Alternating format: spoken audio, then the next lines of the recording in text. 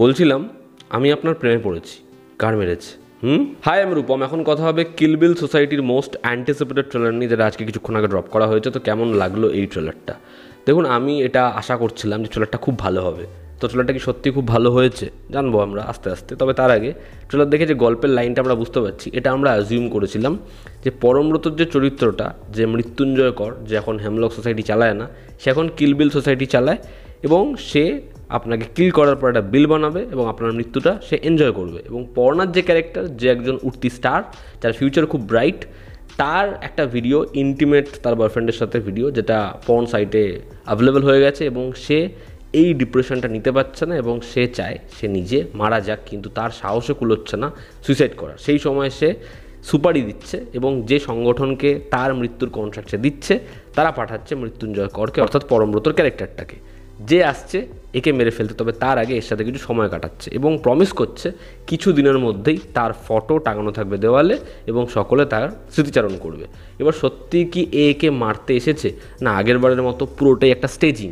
এবার বিষয়টা হচ্ছে এই ট্রেলারের এন্ড যে নোটটা, সেটা একটু আমাদের কনফিউজ করে দেয়। কারণ মৃত্যুঞ্জয়ের ক্যারেক্টারটা পর্ণাকে জানায় সে তার প্রেমে পড়েছে।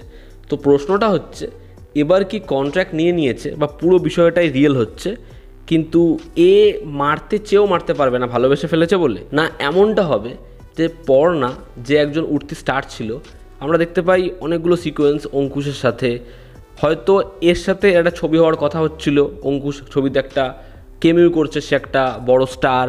তো তার লাইফে যে জিনিসপত্রগুলো হওয়ার পসিবিলিটি ছিল, সেগুলো এই কদিনে সব তাকে দেখিয়ে দিল পরমব্রত চট্টোপাধ্যায়ের ক্যারেক্টারটা, অর্থাৎ মৃত্যুঞ্জয় কর, যে কি কি হওয়ার পসিবিলিটি রয়েছে, সে কি কি দেখতে পারতো জীবনে, তার জীবনটা কোন দিকে যেত। কিন্তু সে তো থাকতে চায় না এবং তাকে মানুষ ভালোবাসতে পারে। তার এই যে প্রেমিক তার সাথে বিট্রে করেছে, যেমনটা আগের পার্টেও ছিল, তা সত্ত্বেও ফিউচারে তার জীবনে প্রেম আসতে পারে। প্রেম আসতে পারে মানে পরমব্রত চট্টোপাধ্যায় মৃত্যুঞ্জয় করের মতো কেউ তাকে ভালোবাসতে পারে। তাহলে কি এখনও সে মরবে? এই বিষয়টা আসতে পারে। এবার দেখার একটা মেজর টুইস্টও আসতে পারে। তবে এই ট্রেলারটা এত ভালো করে এডিট করা হয়েছে, যারা হেমলক সোসাইটির অডিয়েন্স, সেই অডিয়েন্সটা যাতে এই ট্রেলারটা দেখার সময় খুব নস্টালজিক ফিল করে। দেখো, গোটা ট্রেলারে আগের ছবির ছাপ রয়েছে, বারংবার সেই সিকোয়েন্সগুলো রয়েছে এবং আইকনিক সিকোয়েন্সগুলো রয়েছে। ওই যে এখন অনেক রাত, সেটার গানের সিকোয়েন্স হোক, বা ট্রেলারটা যখন শুরু হয় আমার মতে তোর মতো কেউ নেই, ওই গানটার মিউজিক দিয়ে শুরু হয়, বা একদম শেষের যে পয়েন্টটা হেমলক সোসাইটিতে রূপম ইসলামের যে গানটা ছিল, আমাকে ঘুড়ি ভেবে ওড়াস না, নরম আঙুল কেটে যাবে, উপড়ে নেব নিজেকে, ওরকমই একটা লিরিক্স আমরা যেন এখানে শুনতে পাই। কিন্তু এটা কিল বিল সোসাইটির গান, এবং যখন এই গানটা বাজছে তখন আমরা হেমলক সোসাইটির সিকোয়েন্স দেখতে পাচ্ছি।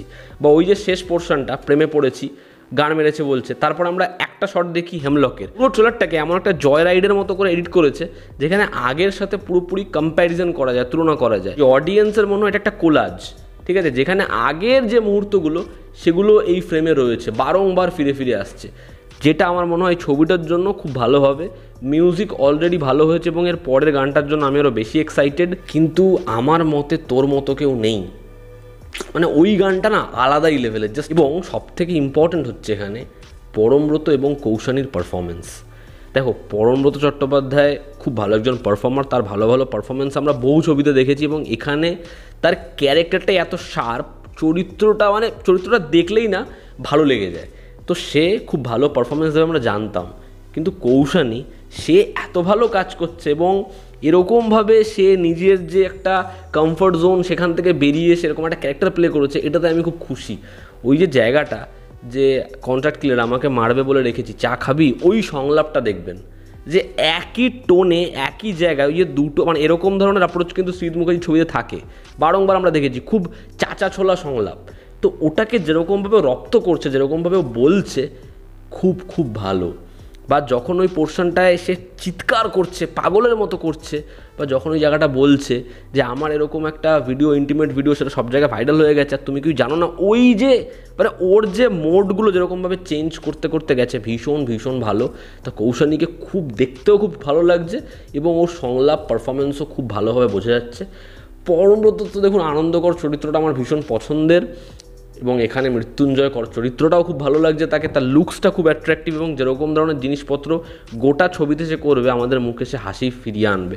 ওই দেখবেন মরার খাটে সে বসে রয়েছে, মাপ নিচ্ছে, ওগুলোকে এস্টাবলিশ করা হয়নি কিন্তু ছবি দেখার সময় আমরা সেগুলো পাবো। ছবিতে অনেকগুলো কেমিউজ থাকতে চলেছে, যার মধ্যে অঙ্কুশ অন্যতম, তবে আরও কিছু কেমিউজ থাকবে এবং ছবিতে সাপোর্টিং কাস্টে যারা রয়েছে তারাও নিজের জায়গায় বেশ ভালো। তবে বিশ্বনাথের ক্যারেক্টারটা আমার মনে হয় সারপ্রাইজ প্যাকেজ হবে একটা। এবং ওই যে ডায়ালগটা যে ওর একটা করে সেল নষ্ট হচ্ছে এবং ওর বার্ধক্য, তা বলে প্রেম করবে না, ওই সংলাপটা তারপর ওই শটটা আমার হেভি লেগেছে। এবং যেরকম মেকিং, যেরকম ধরনের অ্যাপ্রোচ, সেটা তো হেমলকের কথা বারংবার মনে করাচ্ছে। তো আমি এক্সপেকটেশান হাই রাখছি এবং আমি চাই ছবিটা ভালো হোক। এবার খালি দেখার যে মজাটা, যে ডার্ক হিউমারটা গোটা ছবি জুড়ে বহন করেছিল এবং ছবির যে টুইস্টটা সেটা ওই লেভেলে ওয়ার্ক করেছিল, সেটা কি কিল বিলের ক্ষেত্রে হয়? তার কারণ অলরেডি এর প্যাটার্নটা কী হবে আমরা জানি, তারপরেও কি সেই হিউমারটা ওয়ার্ক করে, সেটা ক্রিয়েট হয়, একটা out of the box twist আসে, দেখার সেটা। বাট আপাতত ট্রেলারটা ডেফিনেটলি প্রমিসিং।